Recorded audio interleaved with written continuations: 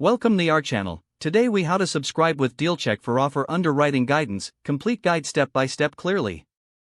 To begin, open your web browser and navigate to the DealCheck website. Once the page loads, locate the sign up button in the upper right corner and click it. You will be prompted to fill in your email address and create a password. After entering your credentials, check the box to agree to the terms and conditions. Click the Create Account button to proceed.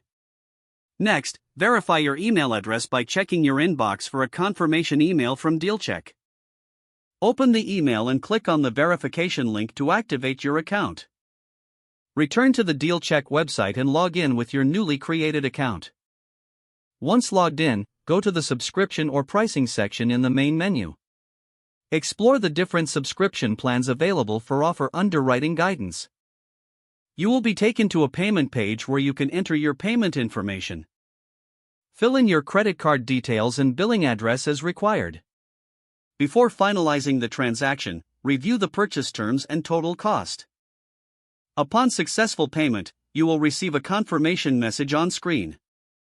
Now, access the offer underwriting guidance tools available to you based on your subscription. Familiarize yourself with the features and resources provided by DealCheck to maximize your benefits. If you encounter any issues, visit the Help Center or reach out to customer support for assistance. You are now ready to start using DealCheck for your offer underwriting guidance needs. If the page does not load, refresh the browser or try again in a private or incognito window. Make sure you are using the correct email address, then retype it carefully to avoid small typos. If your password is not accepted, use the reset option and create a new strong password you can remember. Check your spam folder for verification or security emails, then complete any requested confirmation steps. Enable two-factor authentication if available to improve account security and reduce unauthorized access risk.